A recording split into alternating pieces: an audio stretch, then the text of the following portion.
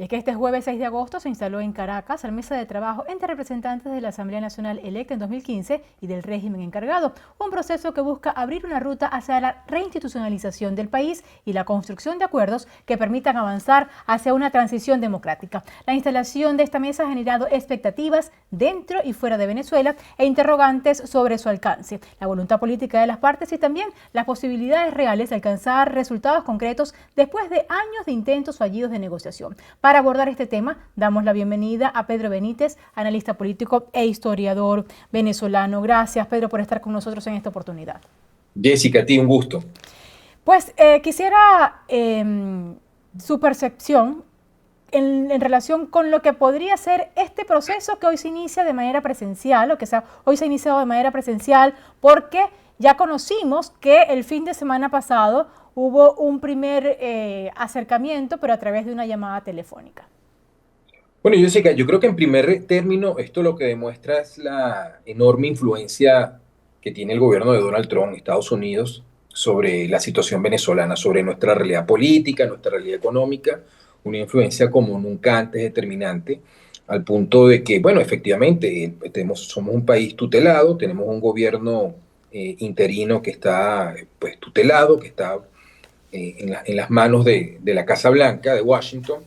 Y creo que un síntoma de esto es esta reunión, es una evidencia, una señal muy clara, porque fíjate tú que esta asamblea 2015 es como Lázaro en el relato bíblico, pues estaba muerta y sepultada y bueno, por decisión de la Casa Blanca, pues ha resucitado y está sentada en esta mesa que yo no calificaría como una mesa de diálogo o negociación, sino más bien como un mecanismo para legitimar decisiones que impulse Washington con el objetivo de reinstitucionalizar Venezuela y legitimar la operación militar que ellos emprendieron el 3 de enero pasado.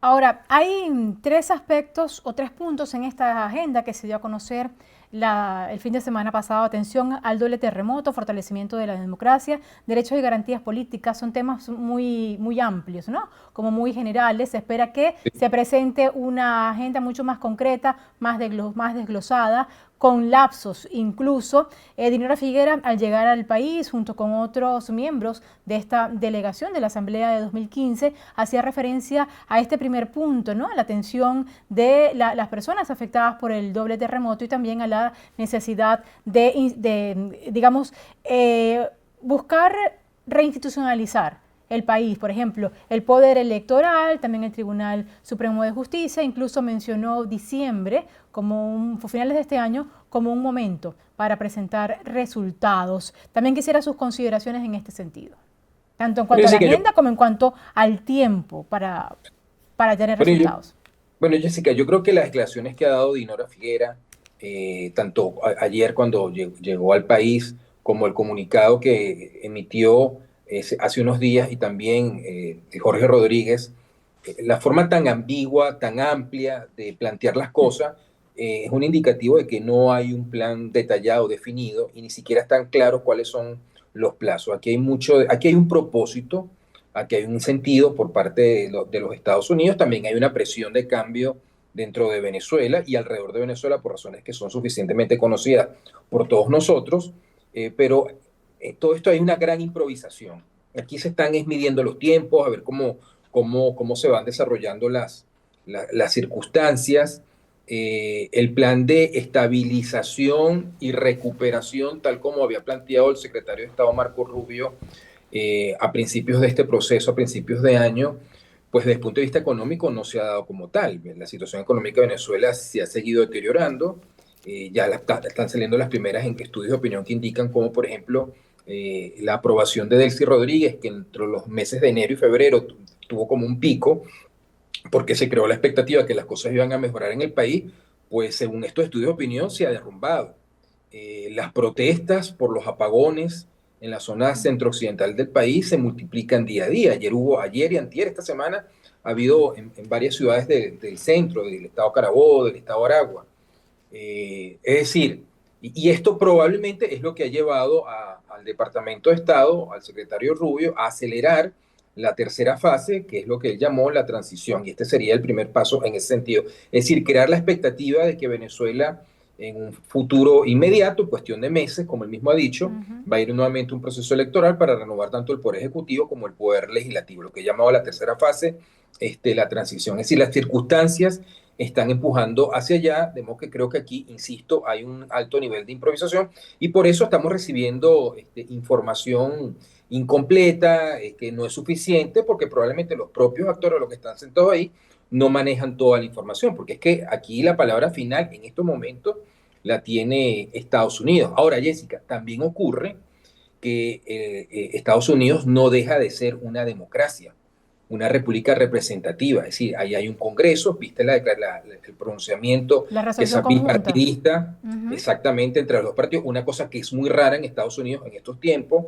hay división de poderes, hay una corte, hay tribunales, hay elecciones, hay encuestas, vienen unas elecciones ahorita en noviembre, es decir, Estados Unidos no puede dejar de ser la caja de resonancia de la demanda de cambio que hay en Venezuela. Mm. Y a medida que la presión política y social en Venezuela aumente, y creo que va a aumentar, eso va a ser una presión sobre el gobierno de los Estados Unidos, sobre su sistema político, sobre sus dos partidos, lo estamos viendo claramente, y que van a presionar para que a su vez el gobierno de Estados Unidos, a través del Departamento de Estado, presione para que este proceso se acelere o no.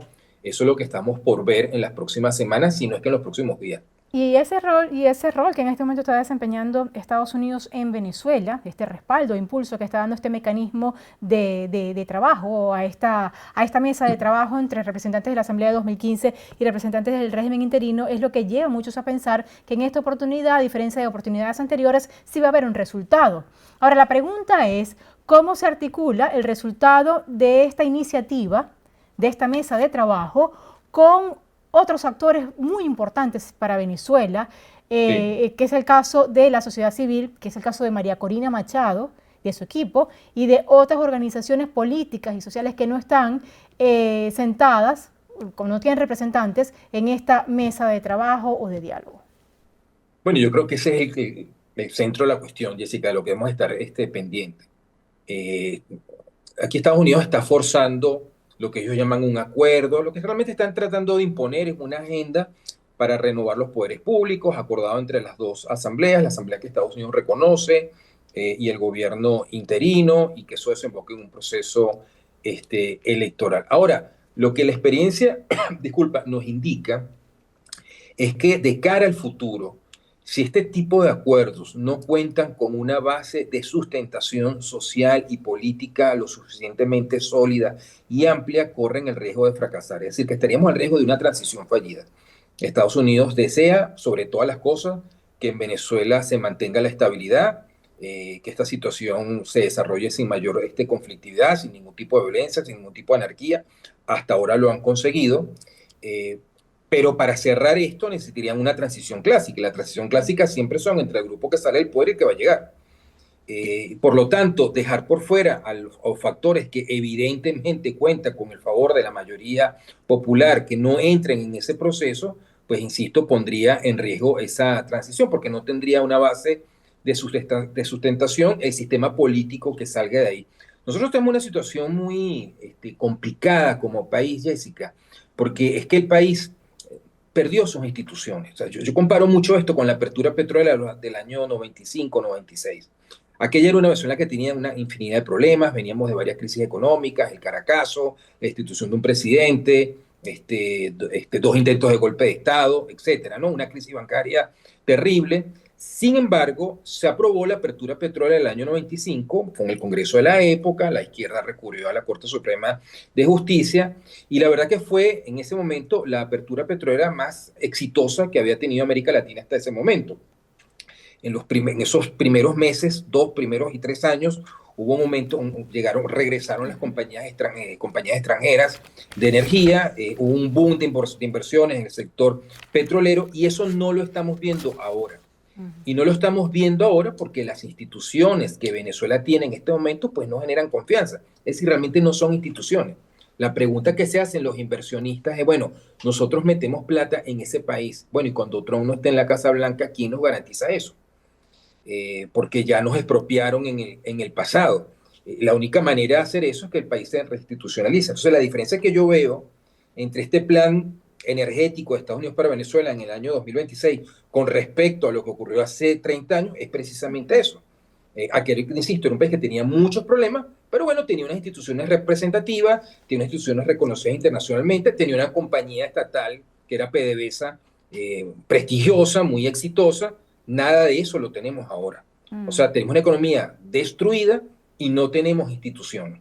Y nos estamos estrellando, y el gobierno de Estados Unidos se está estrellando contra esa realidad de que la economía, el sector petrolero venezolano no se está recuperando con suficiente velocidad, se lo está haciendo de manera marginal, porque no hay inversiones. Y no hay inversiones porque no hay una institucionalidad que garantice eso. Entonces yo creo que este no es el único, pero esto es un factor que está pesando en este proceso que está impulsando Estados Unidos. Pero nos quedan solo unos segundos, pero quisiera consultarle, tomando en cuenta esta descripción que ha hecho de Venezuela en este momento, de sus instituciones, de su economía, que sin duda alguna incide en lo social y en lo político. ¿Cuánto tiempo se necesitaría para que esta mesa de trabajo y todos los, digamos, los actores que incluso no están en esta, puedan lograr tener estas condiciones de reconstrucción institucional, condiciones para unas elecciones libres, justas y transparentes y una transición sólida, que tengan esa solidez que usted advertía, sobre la que usted advertía hace algunos minutos en esta conversación? Jessica, desde mi punto de vista, es que me parece que es obvio, o sea, esto es una cuestión que clama al cielo. Venezuela necesita lo más pronto posible unos poderes públicos que sean representativos de la voluntad popular del país, tal como establece nuestra propia Constitución. Mientras más se dilate esto, eso es seguir corriendo la arruga el país no se va a terminar de recuperar, ni se va a terminar de estabilizar, ni le va a servir tampoco a los propios Estados Unidos, porque en este conflicto que tienen en el Medio Oriente necesitarían una Venezuela que sea nuevamente un exportador importante de petróleo, y eso no lo estamos viendo. De modo que aquí el tiempo es importante. Venezuela necesita lo más pronto posible que se constituya un gobierno legítimo, unas instituciones que sean reconocidas por la comunidad internacional y sobre esa base empezar a recuperar el país. Y lo otro que tú tocas, mencionas, que me parece importante nuevamente insistir en ello, bueno, que este acuerdo, como se le está denominando, tarde o temprano va a tener que también incluir a sectores que sabemos que son claramente mayoritarios, los que tienen, es decir, la mayor probabilidad de ganar un proceso electoral nacional, porque si no va a ser, permíteme esta expresión venezolana, un proceso chucuto, y eso va a poner en riesgo la transición. Es decir, de aquí podría salir una transición fallida,